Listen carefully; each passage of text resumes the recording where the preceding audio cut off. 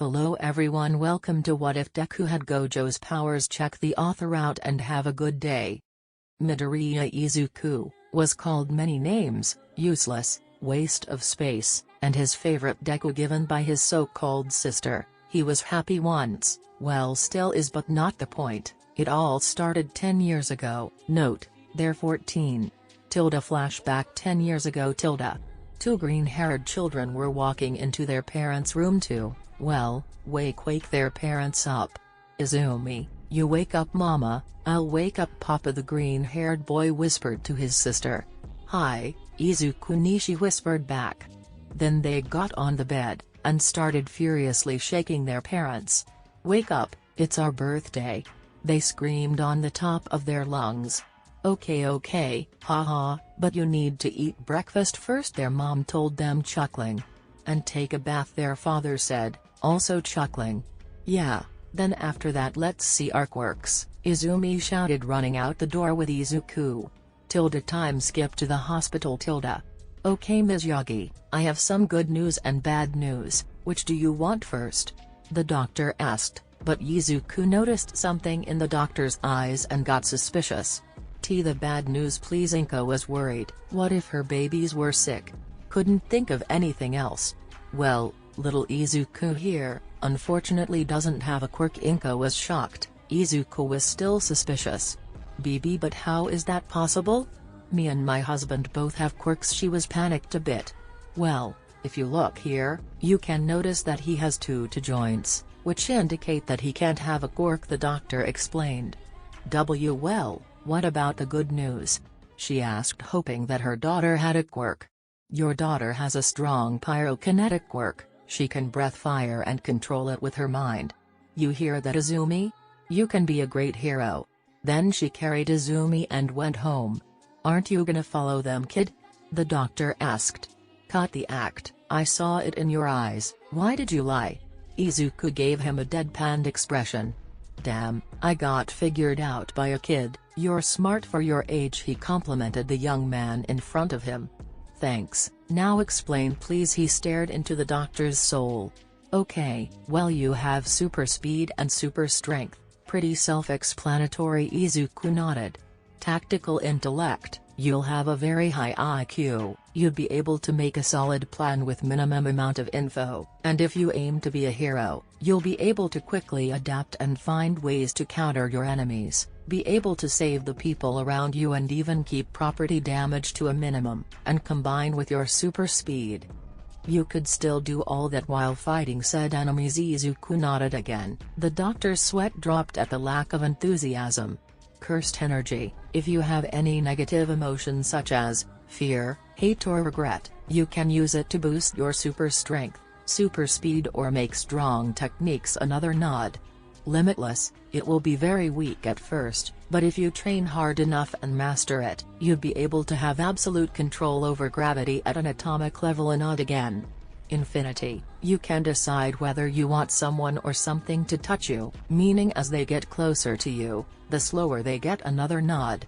"Six eyes, it boosts your energy and cursed energy so you'll never get tired in a fight or if you use a technique that costs a lot of cursed energy, but you'd have to cover your eyes, but with training if you train with it you won't need to cover them." Another nod was received. "Does it affect my body in any way?" the doctor nodded.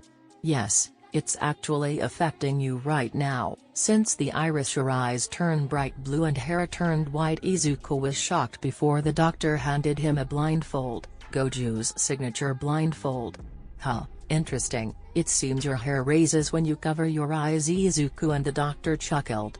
"Hey, feel free to come here every now and then, we could talk or train." Izuku nodded before turning to leave. And Izuku he turned around and looked at the doctor. "Be a great hero," the doctor said with a smile. Izuku just smirked. "Don't worry doc, I'll be the strongest." Then he went home using his super speed. Flashback and after that Izuku's parents neglected him, his sister and friends started bullying him, and he was just ignored by everyone else except the teachers. Did it hurt that his parents neglected him? No. Did it hurt that his sister and former friends bullied him? No. Did it hurt being ignored by his peers? No. Did he care? Absolutely not. Why? Because he was the strongest. It was a lovely Friday. Izuku was just looking out the window and smiling. Then their teacher walked in and smiled at Izuku, which got a smile back from him. He was the staff and principal's favorite student since he was always helpful to them. Then Izuku noticed the stack of papers and smirked. "Alright, you're supposed to write down what you want to be for the future." That got groans from everyone, but I know you all want to be heroes, so what's the point? Then everyone started showing off their quirks, as if to say they were cool. They weren't, they really weren't. "Hey teach! Don't lump me and my friends with these extras," Katsuki shouted with a smirk, asking them to challenge him. "Huh? You think you're better than us, Katsuki? Extras? Shut up, stop being so smug about it." Insults rolled on. "Didn't you four enroll for UA?"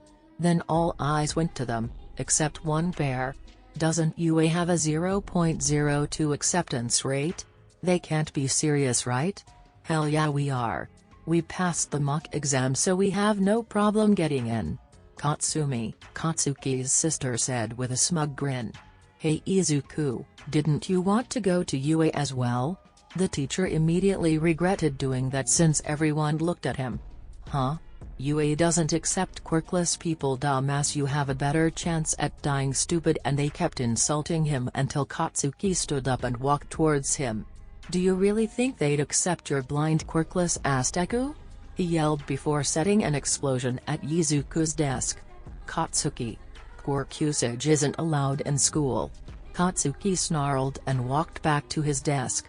"TCH, this isn't over, Deku." Then class started. Small time skip. School just ended and everyone was packing their stuff, when Katsuki, Katsumi, Izumi and Shoko walked up to him. "Yo," he waved towards them. Katsumi just snarled. "Don't bother being a hero, Deku. UA wouldn't want to damage their reputation by accepting a quirkless freak like you," she said, but he seemed unfazed. "Hey Deku." The girls saw Katsuki smirking and took it as a bad sign. "If you want a quirk that badly, then why don't you take a swan dive off the roof and pray for one in your next life?" he laughed before leaving, with the girls following shortly after. "I really wonder what would happen to their no problem getting in if UA found out about this." Izuku was still smiling, not really caring what Katsuki said to him. Unknown to him, for plot, the girls were still at the door listening to him. Then Izuku got a text from Mr. Gal, the doctor, to meet him tomorrow. Wonder what he wants. He was thinking for a second, may probably want to borrow some manga. Then he looked out the window. Izumi noticed this and her eyes widened. What is he doing? She thought before signaling Shoko and Katsumi to look, their eyes also widening. "Baka Katsuki, why did you have to say that? Now he's really gonna do it," Katsumi thought. "This isn't that high." Then he jumped down the window. The girls were about to check before they heard him scream. "Still need to work on a landing." Then he started giggling while walking away. They were relieved. Small time skip. Izuku was walking under a bridge when he heard something behind him. "Huh, a decent-sized meat shield. This should be able to hide me for a while." He looked back and saw a green sludge thing. The sludge started throwing its tentacles at him, but he kept dodging. "Come on now. It'll only hurt for 45 seconds. Then the sludge noticed that Izuku was suddenly in front of him and slammed his palm into him, making him splat all over the wall. "Fear not." "Oh God," that irritating voice, he left immediately. "I am he." "What the?" All Might was shocked that the villain he was chasing was splattered all over the wall, but he just put him in the bottle he had and put it in his pocket and jumped away, not noticing that his pocket was loose. Izumi POV. "Baka-chan, why did he have to tell that to Izumi?" She was pissed, so were Shoko and Katsumi. "Yeah, I would have killed him if Izu-chan really jumped," she said before kicking a bottle. "Let's just apologize later," Shoko said shyly while looking down. Izumi and Katsumi agreed, then she looked up and froze. "Sho? What's up?" Izumi asked. Shoko shakily pointed at Katsumi's back. Then they saw a big sludge and took Katsumi. Izuku POV. He was walking back home, then he heard an explosion, and decided to check it out. When he got there, he saw that both Kamui Woods and Death Arms were wounded, Backdraft trying to clear out the fire from the buildings, and Mount Lady putting bandages on Kamui and Death Arms. Then he noticed Izumi and Shoko panicking, so he decided to get in front of the crowd to see what was going on. When he got there he saw the same sludge villain from earlier, trying to take over Katsumi's body. "Come on. Stop struggling, it'll only hurt for a few seconds," the sludge said insanely. "Fuck you, once I'm free I'll kill you."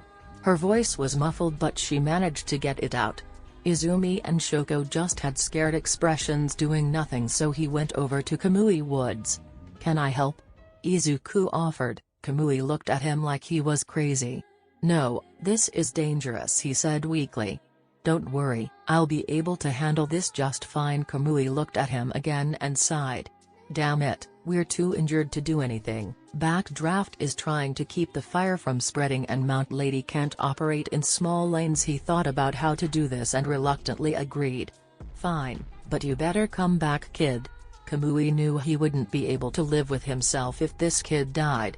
"Don't worry, I don't plan on dying anytime soon." He dropped his bag and immediately ran towards the villain. "Izuni!" !/Izu-chan! !/Izu? Izumi, Katsumi and Shoko thought at the same time. "It's you. This time I'll kill you with this brat's quirk," it shouted arrogantly. All Might POV. "How could I have lost it?" All Might was panicking because he noticed that the bottle that held the villain was gone, so now he was running in his skinny from, desperately trying to find the villain when he saw a crowd gathered in a fiery lane. He saw the same villain he caught earlier, holding a hostage. "Damn it, I'm at my limit." Then he saw Izuku run. What is he doing? He saw his son run in shocked and he couldn't do anything. Izuku POV. Izuku jumped and kicked it in the eye, making the sludge lose its grip, giving him the opportunity to grab Katsumi's hand and pull her out.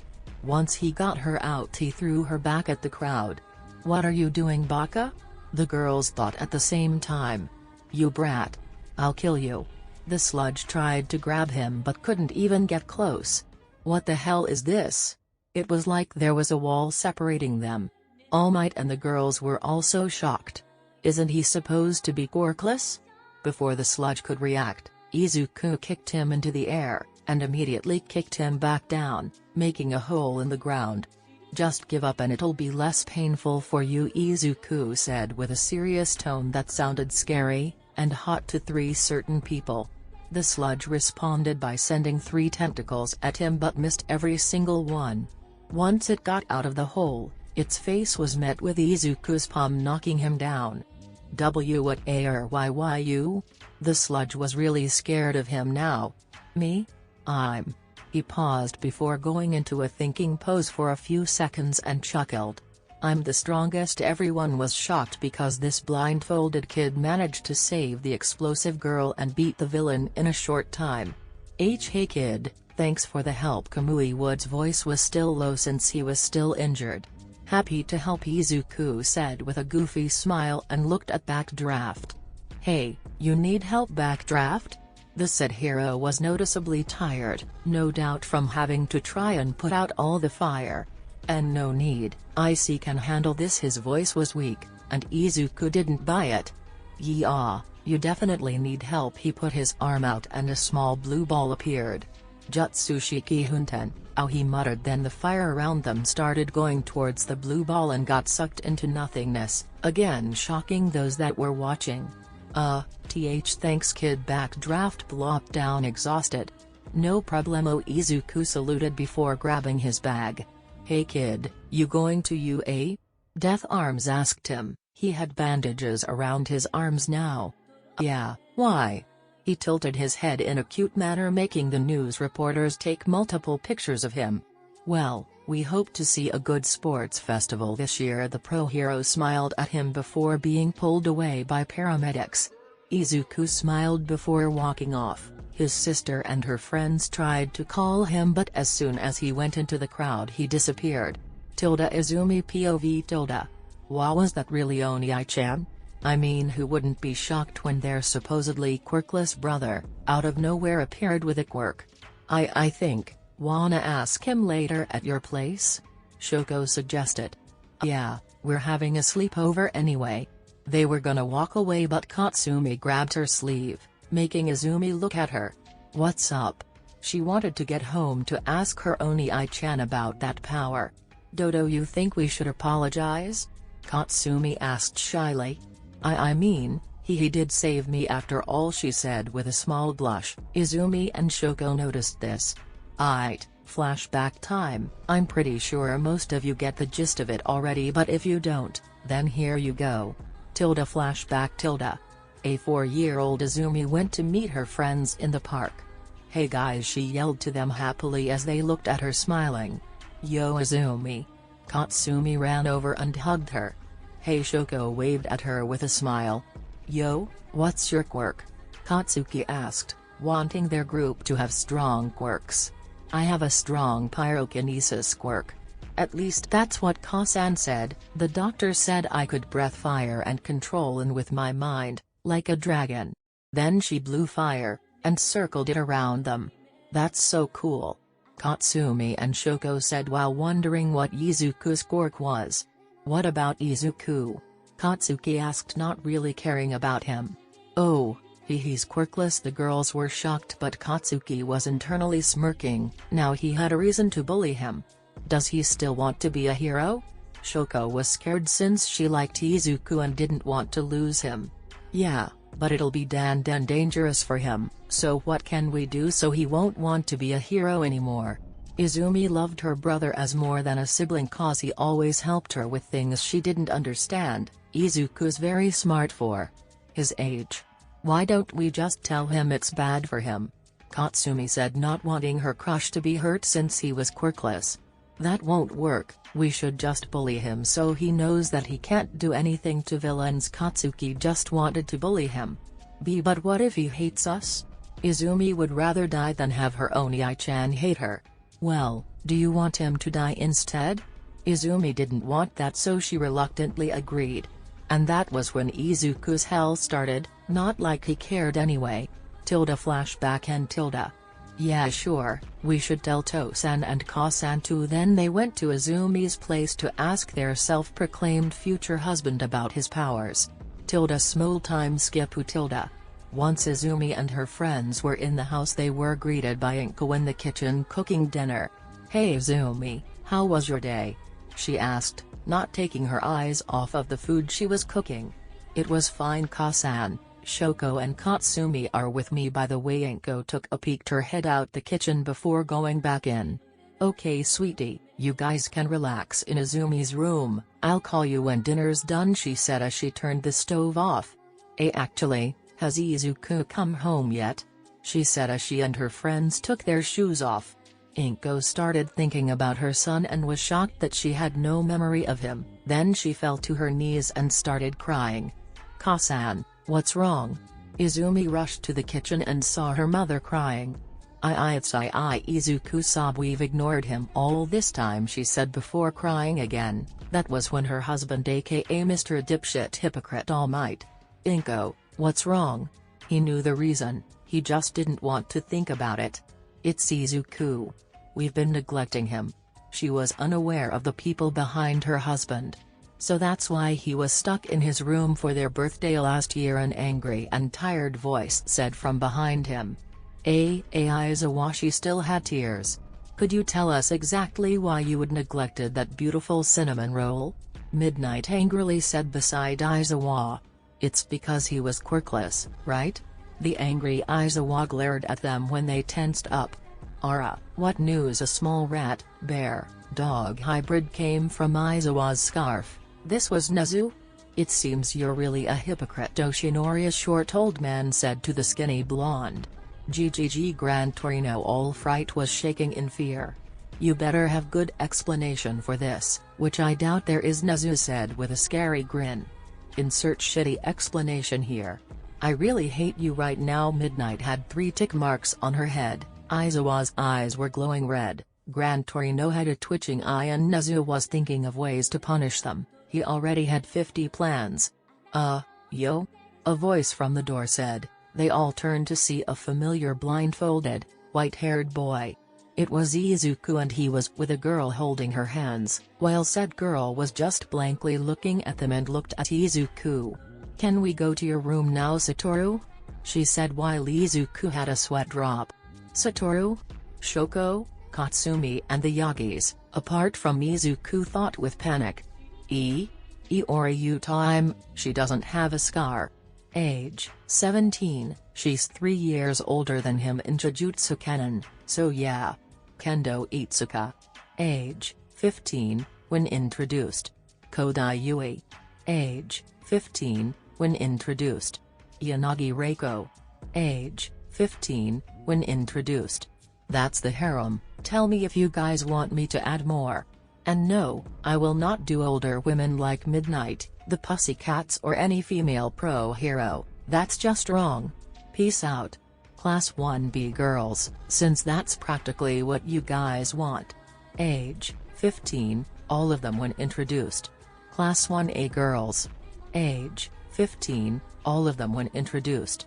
Hado Nehire. Age, 18, when introduced. I'm removing the Class 1A girls, along with Pony, Kinoko, and Setsuna, reason being I thought about it just now and they really won't fit with him since I did change his personality to Gojou.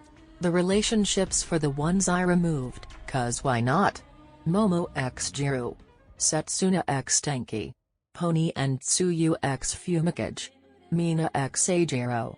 Kinoko x Kurohiro. Toru x Ojiro. How Satoru's Haremax. Utime and Itsuka are the tsunderes that act serious but easily get flustered. Yui and Reiko are the cuddlers that secretly cuddle with him when no one is looking. Nehire is the airhead similar to him in a way. Ibara is the one that makes sure he doesn't flirt too much in public but is always the frisky one in private. They all love headpats. Iori? What are you doing here? A surprised Aizawa asked, since he remembered her saying earlier in class that she had to go home quickly for something important. Oh, hello sensei, me and Satoru were about to go on a date but he said he forgot something in his room. She nudged her boyfriend, signaling him to get whatever the hell he needed. He nodded and disappeared like into his room. WWYA, are you calling him Satoru? His name is Yagi Izuku. Iori looked at the green-haired girl, Izumi, and raised her eyebrows. I don't know what you mean. He told me his name was Gojo Satoru, and he has no reason to lie to me whatsoever. Izumi was getting pissed, even though she has no right to be, since this woman just said she, Iori, knows more about her brother than her, Izumi, which is true. Hold on, back up, how long have you been dating my nephew? Aizawa asked with a tired tone and a raised eyebrow. Iori blushed and that surprised the tired teacher since she wasn't one that was easily flustered.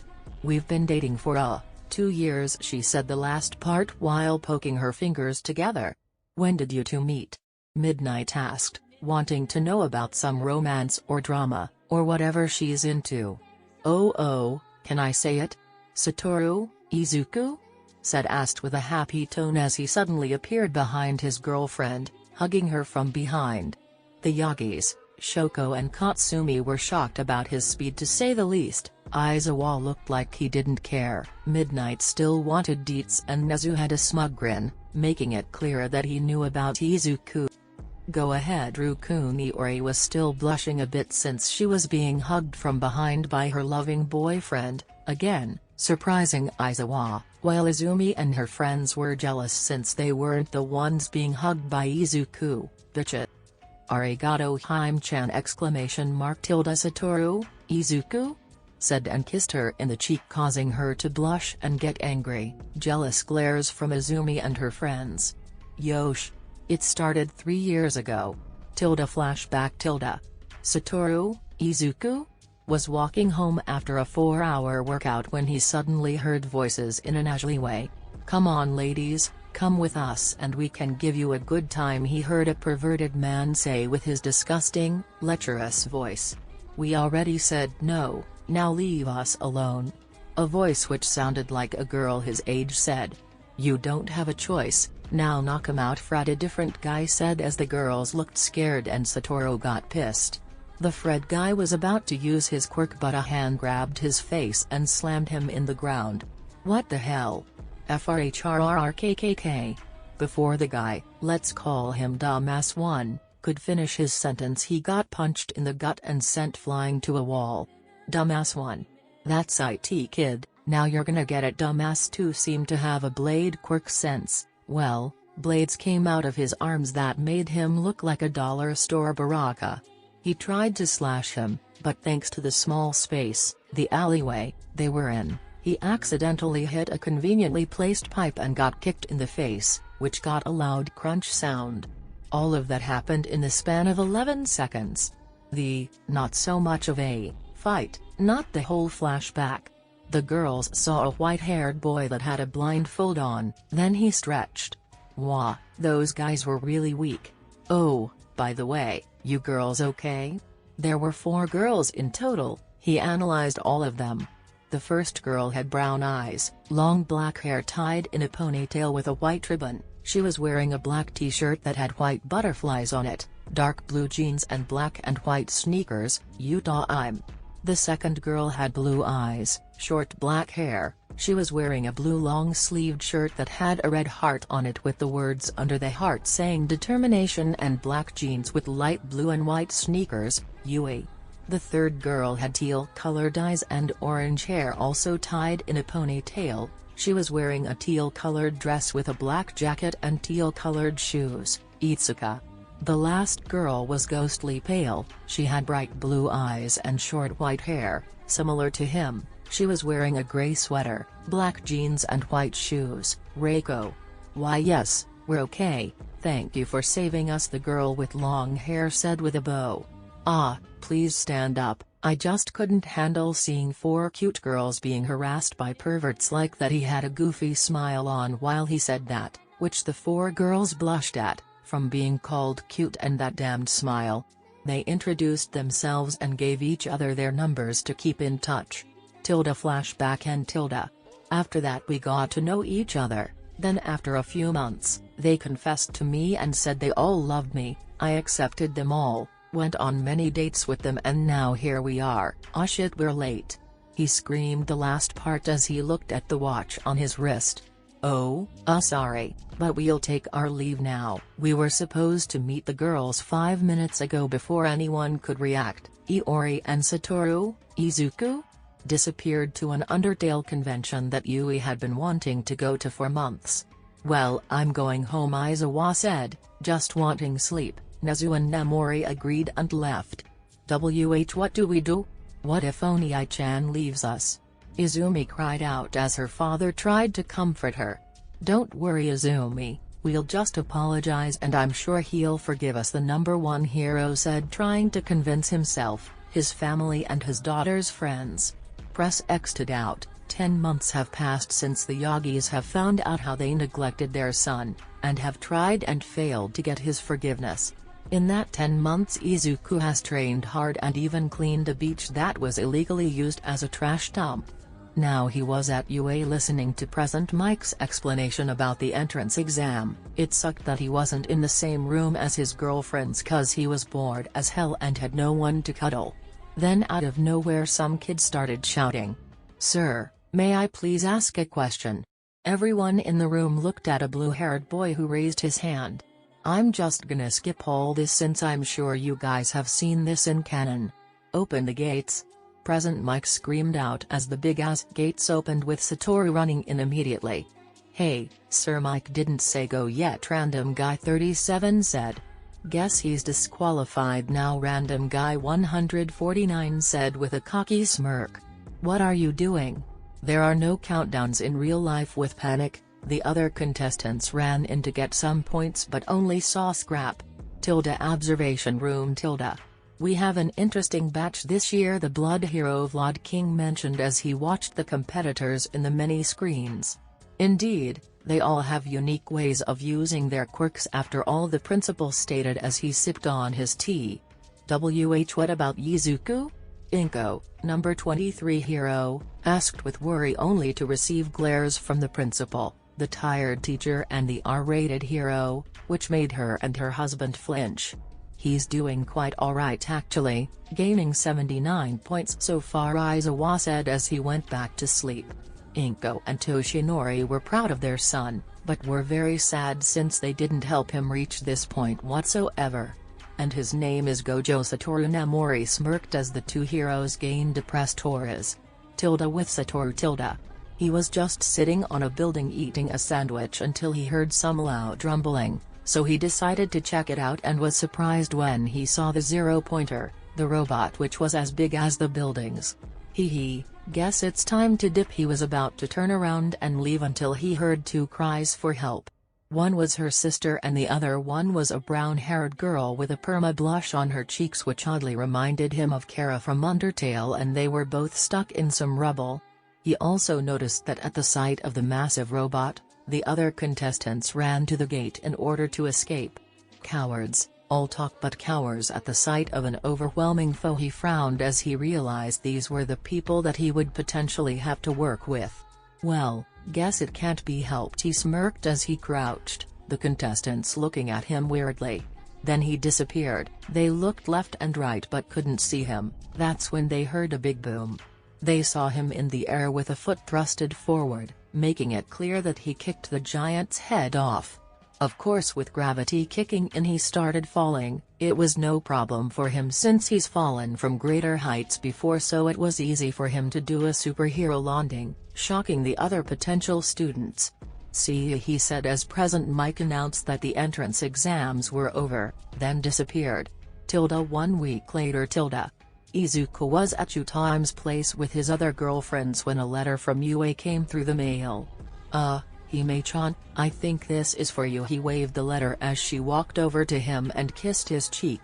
No, you blockhead, that's for you, she giggled as he blushed in embarrassment and called Itsuka, Yui and Reiko to the living room to see his results. Even though they were positive he passed. Hello Gojo-san. A squeaky voice came from the recording, making it known that it was the principal talking. I am happy to say that you passed the written exam with flying colors. He was waving his little arms up and down with a smile, and Izuku just smiled as well along with his girlfriends. And of course, the practical exam, you managed to get 79 villain points while causing almost no damage to the area whatsoever, but there was a twist. You saved these two girls. Here insert the footage of him clapping the zero-pointer, and as a hero school, we reward these brave acts with rescue points. You managed to get 80 rescue points. And combined with your villain points gives you a total of 159 points. Beating All Might's record of 132 points, so it's very given that you passed. Now, welcome to your Hero Academia, Gojo-san. The principal waved goodbye to the camera as it shut off. Satoru was smiling as his girlfriends tackled him, peppering him with kisses. I love you all, he smirked as he saw them go red as a tomato. We love you too, they all said in unison. Now let's have sex. They all looked at the culprit who said that, which was Yui, and she was as straight-faced as Frisk, flirting with every monster in the underground. Wha? Yui no. Itsuka and Yutai's blushes got redder, if that was even possible. Well, it's a nice way to celebrate, Reiko said nonchalantly while still cuddling with a slightly blushing Satoru. Itsuka and Yutai looked at each other and telepathically said fuck it and gave Satoru hungry and lustful eyes. We aren't sleeping tonight, aren't we?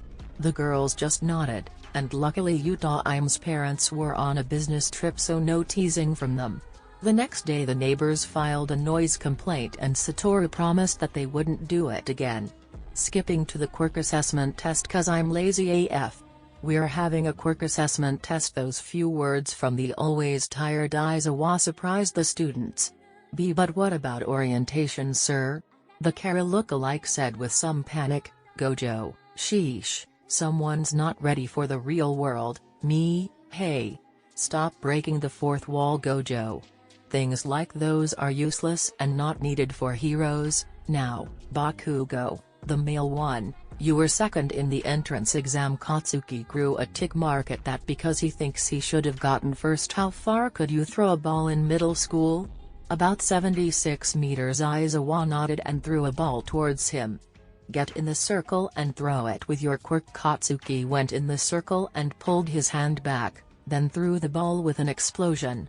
Aizawa brought out a number tracking thingy and showed it to the class, which had the number 703.2 on it. This is how I'll test all of you, to see if you have the potential to be a hero. His tired voice wasn't lacking when he said that. We get to use our quirks. This is gonna be fun. The pink one with horns said to a pair of floating clothes next to her, and her statement made Aizawa smirk, and Satoru didn't like that smirk. It meant bad stuff. Fun, you say? If it's so fun, then whoever gets last will be expelled. That would suck. For whoever was last anyway, Satoru could get past these easy mode even without using any of his quirks. But Aizawa would probably not allow that. He has to go pro gamer on his classmates' asses. A? B? But that isn't fair, it's only the first day. Again, the Kara look-alike exclaimed in panic, Gojo, at the disco, me, goddammit. Stop breaking the wall, Gojo. Fixing it is expensive. Nothing in this world is fair. He was too tired to say more and showed the students the test. 50-meter dash. Satoru was against Katsuki, so the arrogant bomb smirked. You should just give up, Deku. He wasn't there when Satoru's family discovered his secret. The robot in front of them waved a flag that had the word start on it. Katsuki immediately propelled himself with his explosions and got to the finish line with the timer saying he got 4.13 seconds. Being the cocky asshole he is, he looked back to see that Satoru wasn't there. Pretty slow for someone that says they'll be number one. Satoru was leaning on his robot with a shit-eating grin, with his robot having the timer say 1 second. Katsuki was pissed, but didn't mind it much, since he knew he could. Deku was just lucky. Gojo, oh how wrong you are. Me, I'll allow that one. Now go back. Grip strength. Satoru broke the damn device that Aizawa gave them to see their grip strength.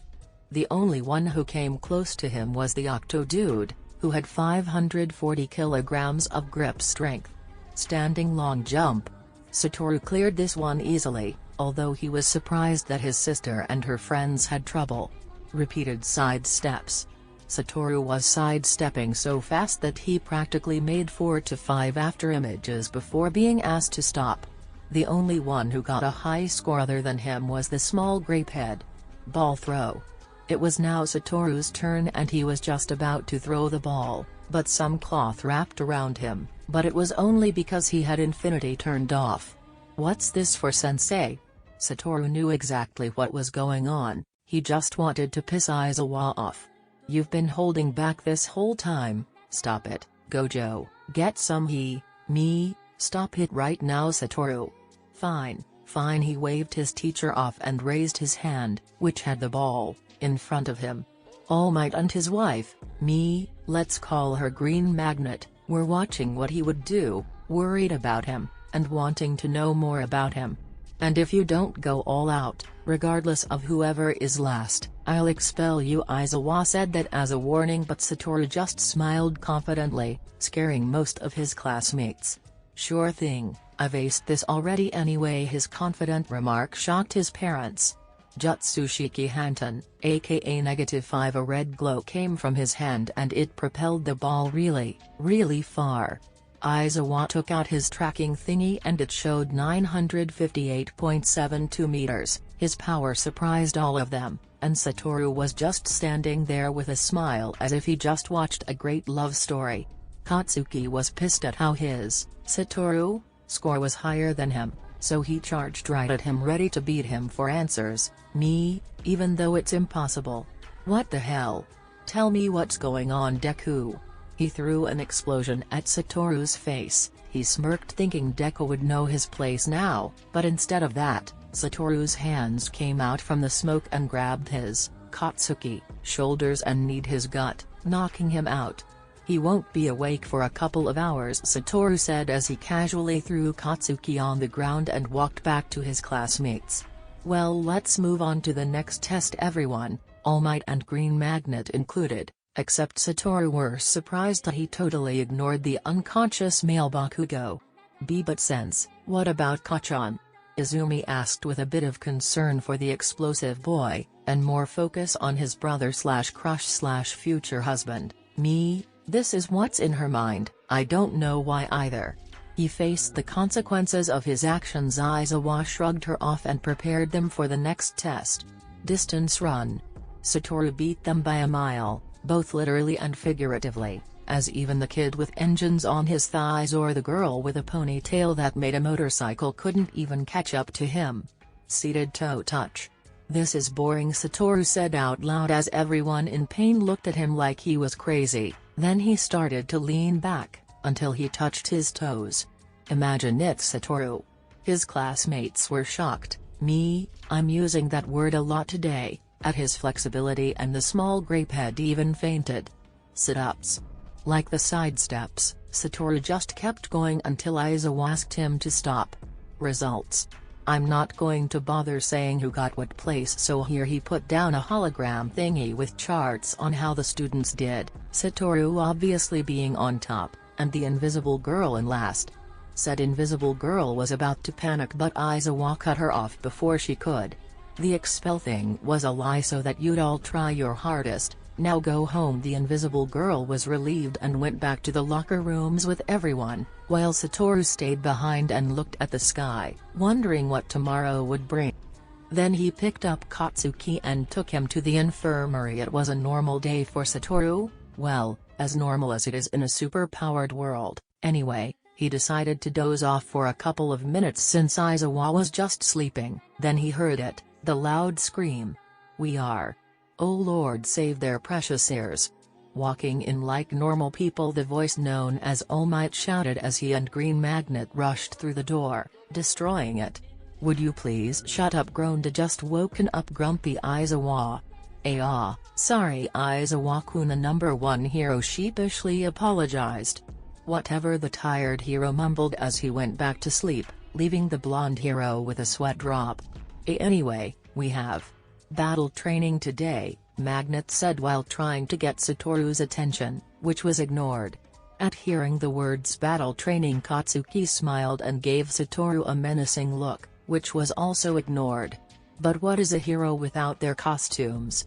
All Might said as he pushed a big red button with the words costume on it as a bunch of suitcases came from the wall. Since you all submitted what you wanted for your superhero suits, UA has made them as best as they could, and they're in the cases as the same as your seat number, All Might explained before the students took their suitcases and went to the changing room. When the students were all out, Green Magnet tried to grab Izuku, as she still calls him despite knowing his real name is Gojo Satoru, but an invisible wall was blocking her hand from grabbing it. 10 minutes later. The students came out in their very unique suits. You all look very stunning in your costumes, Magnet said with a smile. She isn't fat. Even me? The invisible girl said while having her gloves pointed at, assumingly, herself. Magnet didn't know how to react, so she just gave a thumbs up, making the invisible girl squeal in joy as she went to the pink girl, who she instantly made friends with. Where is Izuku? All Might immediately stopped after Aizawa gave him the scary stare, which made even the number one hero shiver. I mean, where is Gojo Shonen?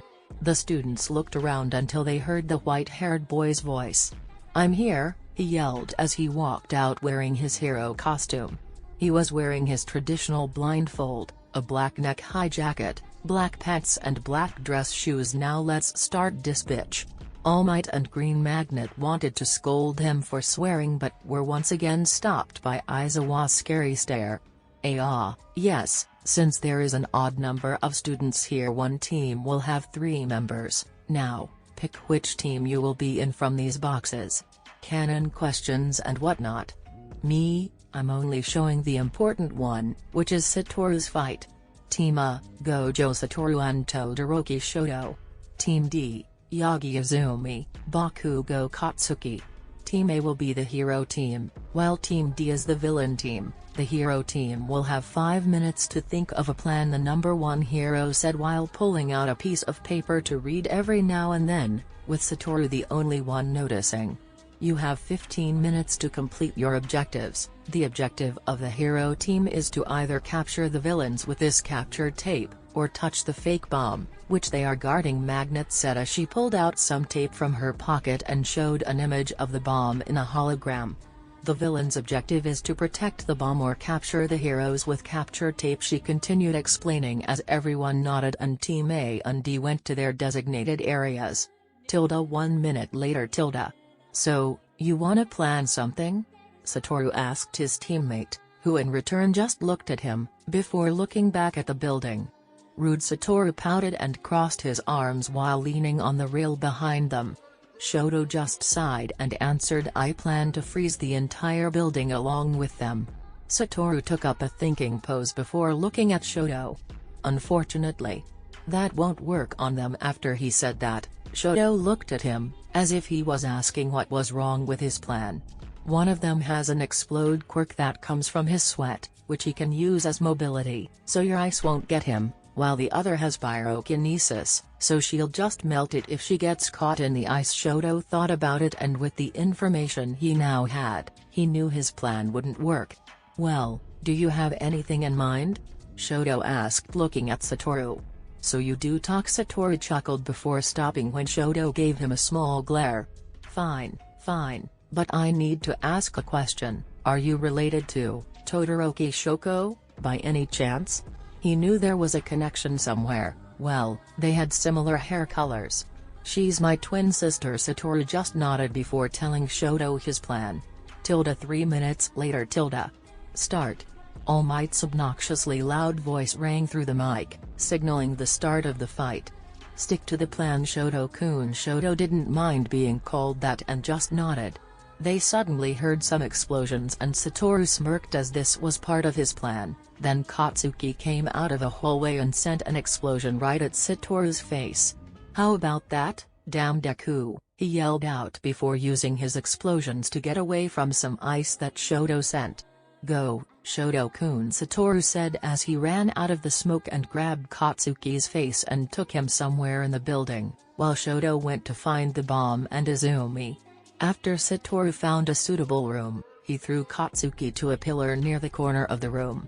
So you didn't want that half-and-half guy to save you? Hey, this'll be easy, Katsuki said with some arrogance, but Satoru didn't mind it.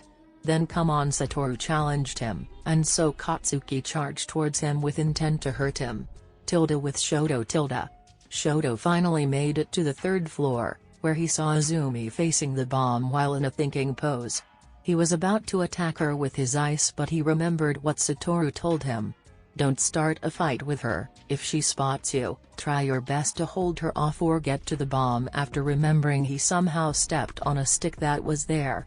The fuck? He thought with anger as Izumi turned around, to see who it was, but saw no one, so she decided to check where the sound came from. Once she got there, she was punched in the face. When she looked up, she saw Shoto in a boxing stance. Do you know how to fight? Satoru asked Shoto, who nodded. I was taught some basic martial arts when I was a kid, Shoto answered him as they went in the building. Izumi put her hands up to try and block another punch, but she ended up getting kicked in the stomach. Then Shoto grabbed her hand and threw her over his shoulder. Izumi grunted, when Shoto kicked her stomach, making her cough blood. She tried to get up, but Shoto had already encased her in ice. She was about to breathe fire until they heard an explosion and the building started shaking. That was the last thing she heard before Shoto knocked her out, tied her with the tape and ran towards the floor Satoru was in. With Satoru a few minutes ago. Stop dodging, damn Deku, Katsuki yelled out as Satoru dodged yet another one of his attacks. No thanks, he jumped back as he said that, and Katsuki smirked suddenly. There loaded, he raised his right hand and a pin came out of his gauntlet. My quirk allows me to sweat nitroglycerin, and if these were made like I wanted, they can store my sweat, he smirked as Satoru continued his sentence. And if you pull that pin, An explosive cannon will shoot out. He had a straight face so it Katsuki off, but he still had his insane smirk. Exactly, All Might's voice rang through the building as Katsuki put his finger on the pin. Stop Bakugo Shonen, are you trying to kill him? That didn't stop the explosive boy from answering. He won't die if it doesn't hit him, he yelled out as he pulled the pin, and a large explosion went straight for Satoru, shaking the entire building. That was easy. Now for that half and ha. His eyes widened when he heard Satoru's voice. Who? Katsuki turned around to see the smoke disappear and revealing an unharmed Satoru. Are you calling easy? Those were the last words Katsuki heard before being sent to a wall that knocked him out. What happened here? Shoto asked as he arrived, and saw a big hole in the wall. It was from his explosion, Satoru said as he pointed at the unconscious. By the way, did you tie her up?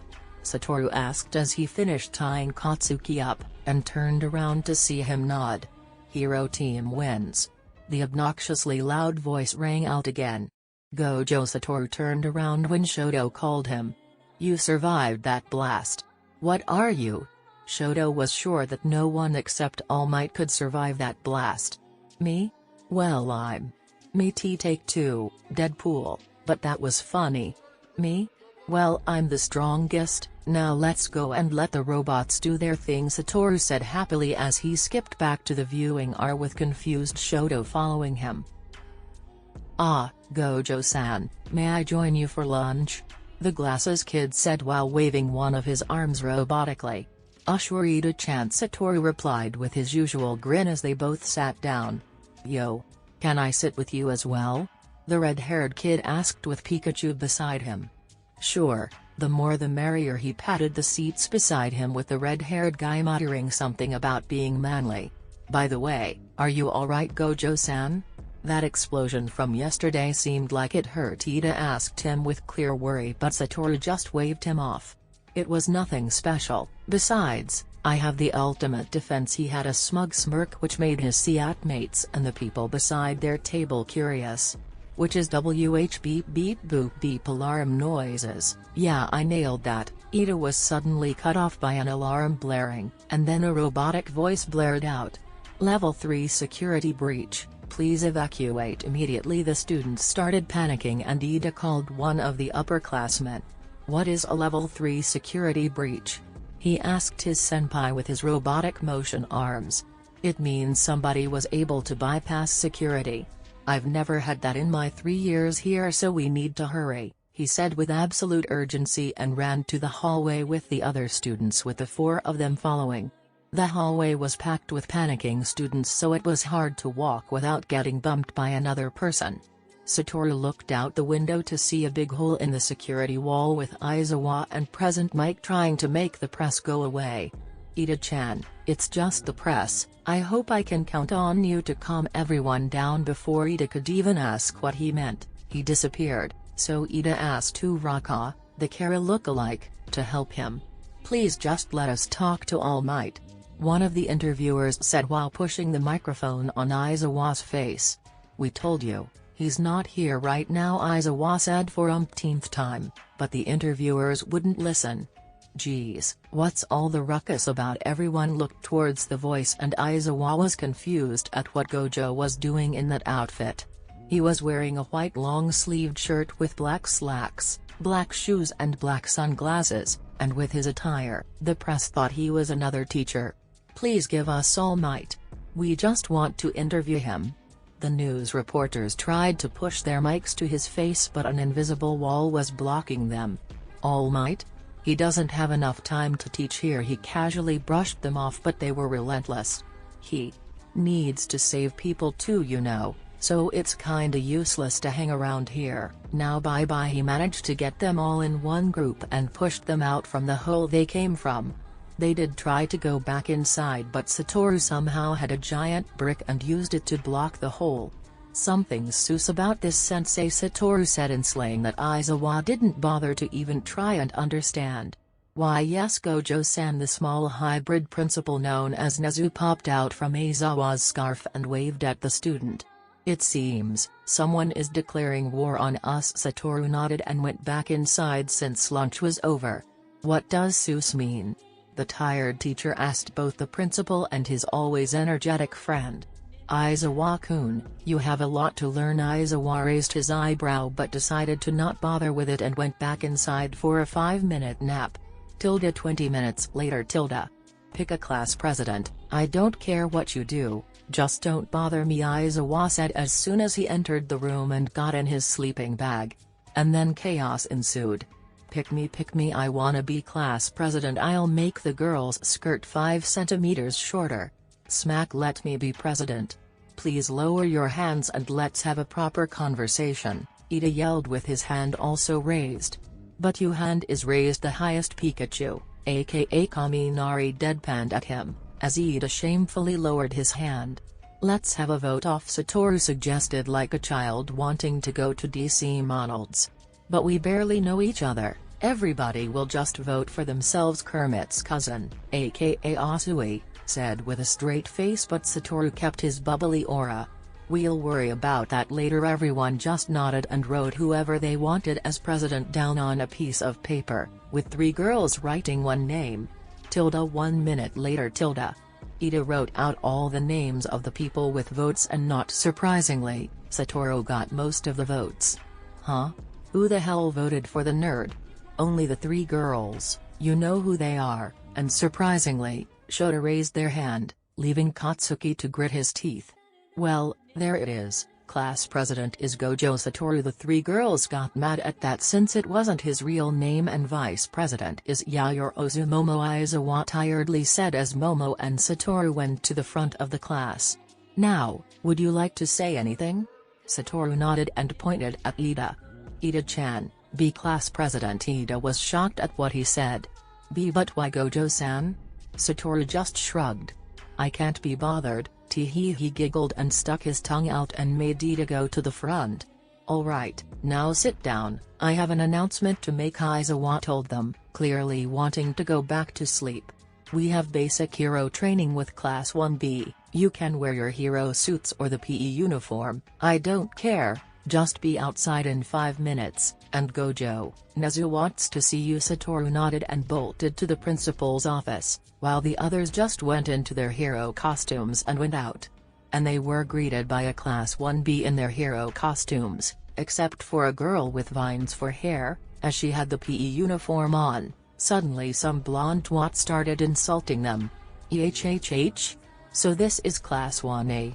You must cocky, but fear not, because Class 1B will be Waby. The jerk was knocked out by a karate chop to the neck, courtesy of Itsuka. Aizawa, didn't you have another student?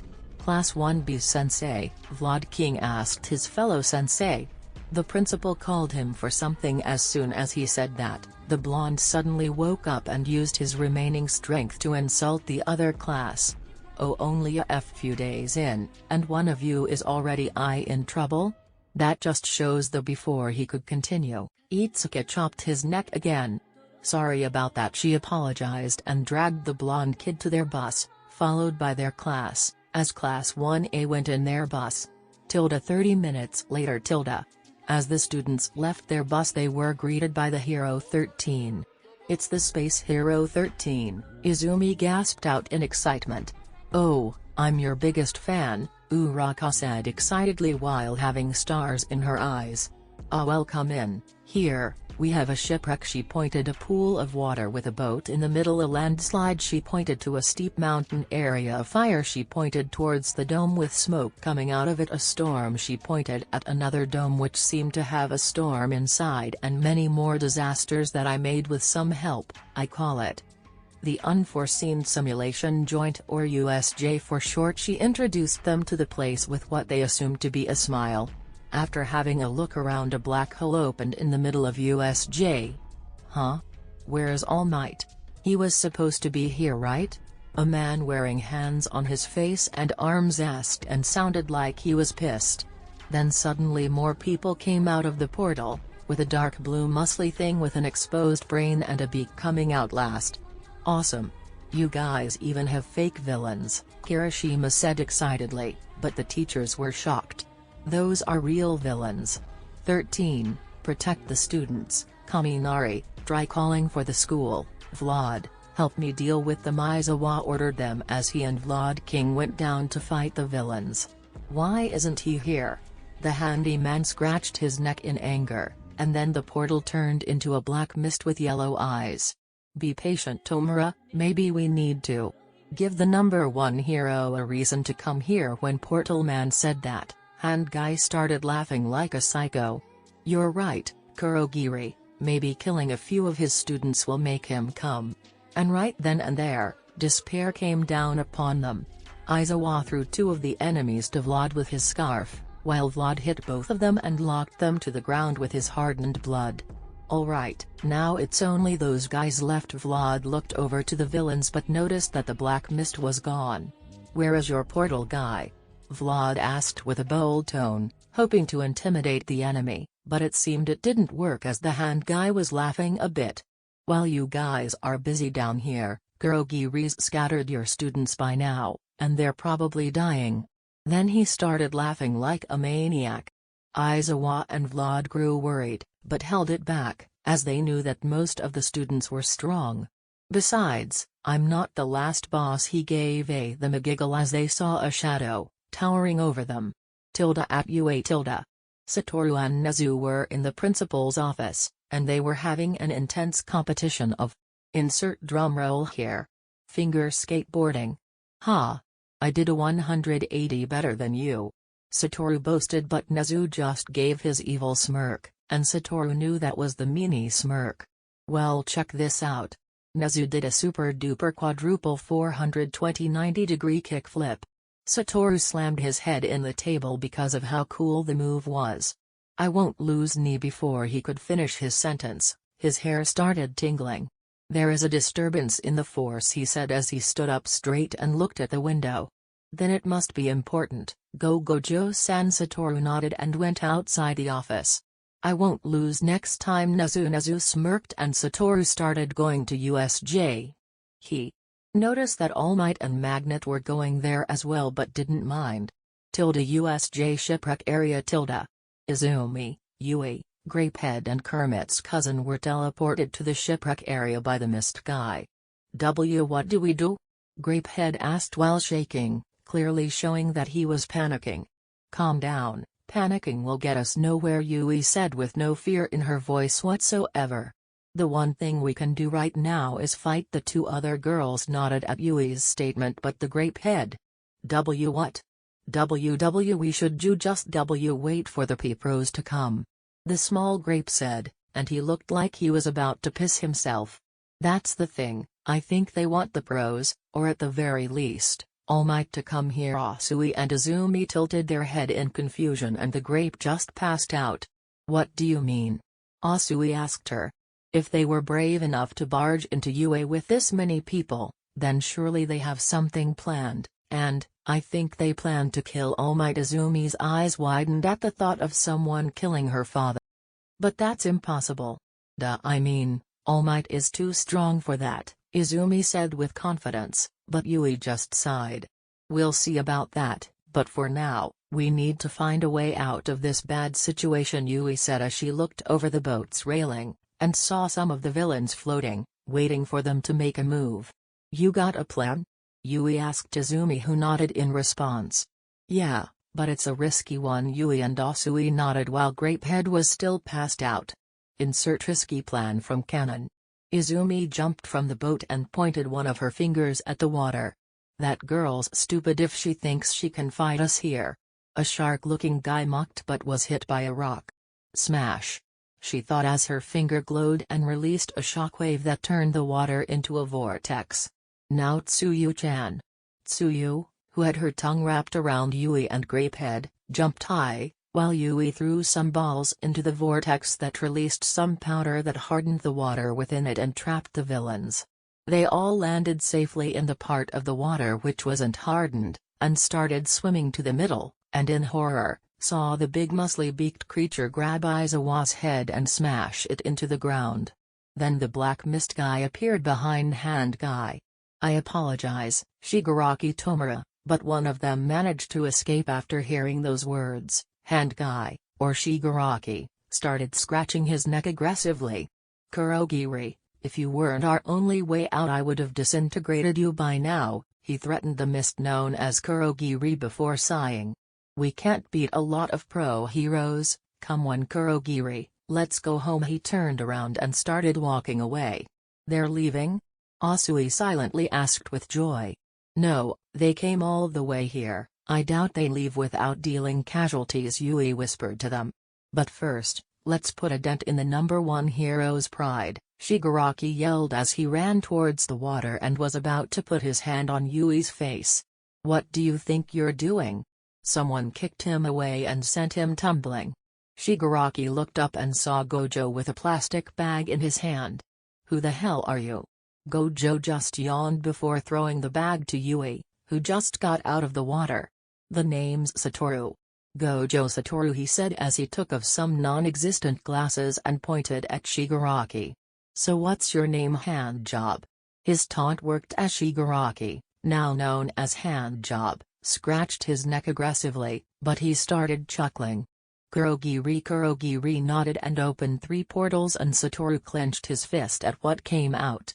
It was Reiko, Izuku, and Ibara, being held by 3 men, that were clearly perverts. What's the deal, boss? We were just about to have F-splat before the goon could finish his sentence. His head disappeared and blood started spewing blood. Handjob looked at where his henchmen were and saw that the girls weren't there anymore, and looked back at Satoru, to see that they were with him. Take the senseis to the entrance, help is about to arrive, Satoru told them and looked towards Shigaraki. Handjob. I was gonna go easy on you and break a few bones. They all flinched at the killing intent he was leaking out, and one of the henchmen pissed his pants. But now I'll erase you from the universe, Satoru finished as a small red ball appeared at the tip of his fingers. Nomu, get him. The Nomu charged at him, only to be hit by the red ball, and got disintegrated, with nothing left of it. What did you do? Handjob yelled in anger before being lifted in the air by Satoru. As I said, erased him from the universe. Now it's your turn, he said as his left hand glowed red. Jutsushiki Hanten, aka, full hand. As he was about to touch him, Handjob got sucked in by black mist and was gone just like that. Where are the villains? Explode, Imagi screamed as he jumped into the middle to fight the villains. Boom. Don't worry. I am here. Terrible Father MacGuffin and his wife Terrible Mother McCarran and the other teachers stood in awe as they saw that all the villains have been taken care of. Ah, Gojo-san, what's the status? Nezu asked from Present Mike's shoulder. The only ones that got hurt were Aizawa-sensei and Vlad-sensei. 2 of the villains managed to get away, but they shouldn't be too much of a problem, he explained in a respectful manner. Whoa, is that still you, little listener? Mike teased him a little. My game face and my play face are different, depending on the situation, Satoru answered seriously. Vahelp, time to go home. Yui-tan. Iba-chan. Itsu-tan. Rei-chan. Utah is making curry for dinner and butterscotch pie for dessert. After hearing that, the 4 girls he called grabbed him tightly. Hold on tight. Before anyone could stop them, they disappeared. Well, I guess we can dismiss them now, Nezu said as the students were guided back to school. Gojo was sleeping on his desk while his classmates, except Shoto, were chattering. Hey Su-chan, who do you think our teacher's gonna be? Pinky asked Kermit's cousin, who caught her chair before it fell over.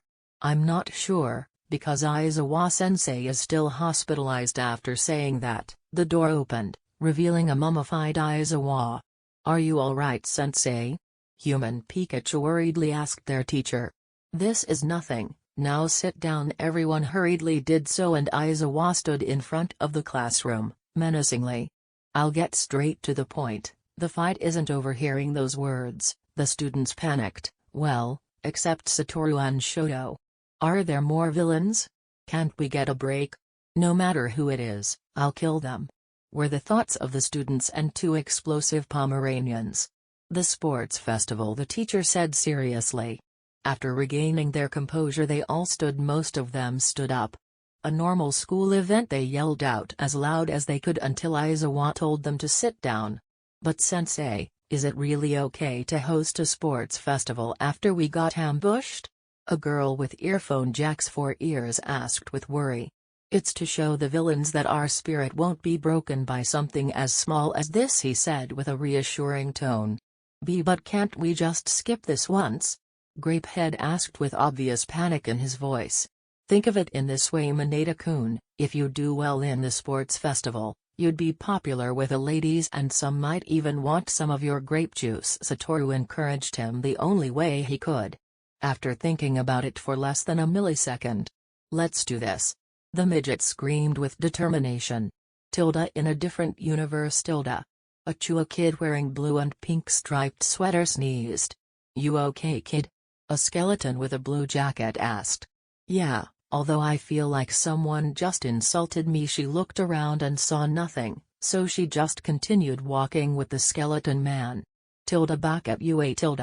It's in 2 weeks, you only have 1 chance per year. That gives a total of 3 chances, don't waste it. Class dismissed, he said as he walked out of the classroom. A bell rang signaling lunchtime. They stayed for a few minutes to chatter a bit about the sports festival before Kaminari and Kirishima went to the door. Once they opened it, however, a lot of students were gathered there. So this is the class that survived a villain attack. I have to say I'm not impressed, a purple-haired kid that oddly resembled their teacher said. Ah. What are you doing? We can't get out, exclaimed their president. Their scouting competition, after all, we did just survive a villain attack, so we're probably the biggest threat for the sports festival, Satoru said, walking confidently to the door and facing the Izuku look-alike. Though, I don't think there's any reason for that, he said arrogantly, and the Izuku look-alike tilted his head. Why's that? He questioned for him and everyone else with him. Because I'm the only one you need to be afraid of. After all, everyone else in this room is weak as hell, Satoru said with confidence that could be seen as arrogance, while a certain explosive boy was about to blow, but got smacked by his sister, and all of them were shocked since some even considered him a friend. Fine, if you're so confident, then take this as declaration of war, the tired-looking kid bluntly challenged Satoru and left along with everyone else. And Satoru was about to walk away until Kirishima grabbed his shoulder. Hold on, man, that wasn't very manly, you know, calling us weak and everything. Kaminari, who was beside them, nodded aggressively. I don't know what you're whining about, honestly you should be thanking me, he shrugged it off casually. Why would we thank you for insulting us? Mineta asked while jumping to see eye to eye with Satoru. Because if I didn't pull that little stunt back then, we would have every first year on our asses, Satoru explained to them. That still doesn't explain everything, Gojo-san Birdface told him in a monotone voice. They'll be going after me, do the math, he said before removing Kirishima's hand and walked away. What did he mean by that? Earphone Jack Chick asked everyone in the room. Who cares what the nerd meant? All I know is I'm gonna win. Explodey McGee yelled out before walking to the cafeteria with Kirishima, Kaminari, Izumi, Shoko, and Katsumi. 2 weeks later, 'cause I'm lazy. Class 1A were in a locker room, some of them were still thinking about what Satoru said, but some of them chose to forget it and keep training. Shoto walked over to Satoru, who was watching a video on how to bench press a cow, and everyone looked at both of them. Gojo. Statistically, you're stronger than me, he started, and Satoru looked at him. Tell me something I don't know, he said before going back on his phone and looked at a video about bread falling. I promise you this, I will beat you, he said seriously, and Kirishima got in between them. Hey now, I know he said mean things a few weeks ago, but no need to go all. Shoto's glare shut him up. I'm not here to make friends. When he said that, Satoru stood up and faced him. Fine then, may the best man win. He put his hand out and Shoto shook it, showing their sportsmanship, kinda. Then let us in on that, can't let you boys have all the fun, the invisible girl exclaimed, which got everyone hyped as they all went to the stadium. They were surprised to see all the people that came to watch them. Wow, I didn't think there would be so many people to watch us, Kirishima said nervously. Of course they would. This is one of the biggest events ever, Izumi told him. Then we should do our best so the girls will show me their pants. Slap. Grapehead got slapped by Kermit's cousin. Then they saw all the other classes come out on the field as well. Everybody say hey.